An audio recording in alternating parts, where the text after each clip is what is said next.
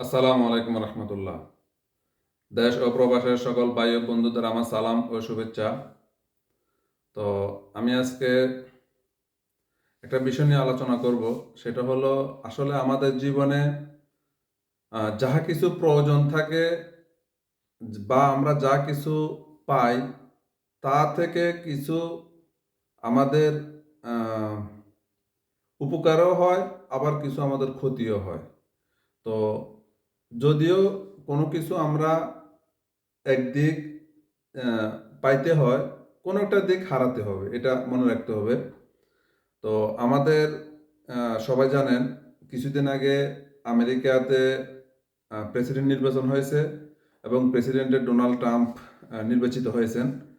তো সকলের পক্ষ থেকে ডোনাল্ড ট্রাম্পকে অভিনন্দন জানাই নতুন প্রেসিডেন্ট হিসেবে।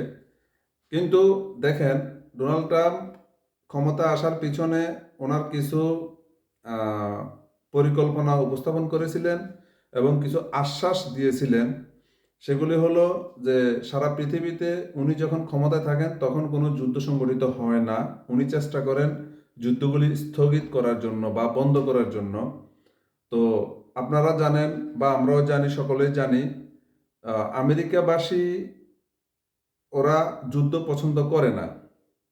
যে কারণে যখন ডোনাল্ড ট্রাম্প ঘোষণা দিল যে আমি ক্ষমতায় আসলে আমি পৃথিবীর যুদ্ধগুলি স্থগিত করে দেব, সেই ক্ষেত্রে আমেরিকার জনগণের পছন্দ মোতাবেক ডোনাল্ড ট্রাম্পকে সবাই ভোট দেয় এবং উনি জয়যুক্ত হন।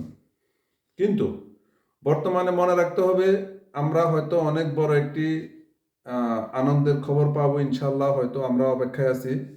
আল্লাহ সহায় হলে আমাদের আহ, যে ইসরায়েল যে আমাদের ফিলিস্তিনি ভাইদের উপর, মুসলমান ভাইদের উপর অমানসিক নির্যাতন ও অমানসিক হামলা করতেছে, আল্লাহর অশেষ রহমত, আল্লাহ যেন সকল কিছু রাজি খুশি হয়ে আমাদের মুসলিম ভাইদের উপর নির্যাতন, নিপীড়ন, হত্যা বন্ধ করে আমাদের এই পৃথিবীটাকে একটি সুন্দর এবং সুখীময়, আহ, হানাহানি মারামারি ব্যতীত একটি দেশ গঠন হয়। এবং কি আমাদের দেশেও মহান আল্লাহ আমাদের দোয়া কবুল করুক এবং আমাদের দেশে শান্তি বর্ষিত হোক আমাদের দেশের প্রতি। কিন্তু এখন ডোনাল্ড ট্রাম্পের ক্ষমতা আসার পরে যে আনন্দের সংবাদটি ছিল সেটা আমি বলে দিলাম, যে যুদ্ধ বন্ধ হলে আমাদের মুসলিম ফিলিস্তিনি ভাইরা অন্তত নির্যাতন, নিপীড়ন এবং হত্যা থেকে বেঁচে যাবে। হয়তোবা কোনো শিশুর কান্না আর দেখবো না, আল্লাহর কাছে এই দোয়া করি। বৃদ্ধের কান্না দেখবো না, শিশুর কান্না দেখবো না, যে তারা অনেক দিন না খেয়ে থাকে, যুদ্ধে বিধ্বস্ত, কারো হাত নাই পা নেই। এই অবস্থাগুলি আসলে খুবই খুবই মর্মাহত। আহ, সেটা সকল ধর্মের লোককেই মর্মাহত করে। তার মধ্যে আমরা মুসলমান হিসেবে, যেহেতু আমাদের মুসলমান মুসলমান ভাই, এই হিসেবে আমাদেরকে মর্মাহত আরো বেশি করে। তো সেই ক্ষেত্রে কিন্তু আমেরিকাতে যদিও তারা অন্য ধর্মাবলম্বী, তারপরও তারা খুনাখুনি, মারামারি, শিশু হত্যা, বৃদ্ধ হত্যা বা মানুষ হত্যা তারা পছন্দ করেন না।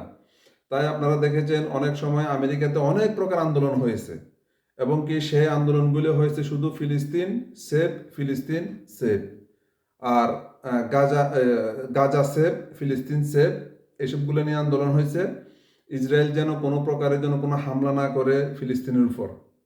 তো এখন ট্রাম্পের এই সুসংবাদ পাওয়ার পরে আমাদের আরো কিছু সুসংবাদ ছিল, যেগুলি আমরা অনেকে অনেক কিছু আশা করে রাখছি, কিন্তু এখন কিছু দুঃসংবাদের অপেক্ষা করতে হবে। সেটা হলো, আমরা বহির্বিশ্ব থেকে বাংলাদেশ, ভারত, পাকিস্তান, নেপাল, ভুটান বা আম, উম, আমেরিকারও অনেকগুলো দেশ থেকেই আহ, ইয়েতে আমেরিকাতে হিসেবে যায়, যেগুলো আমরা অন্য দেশের।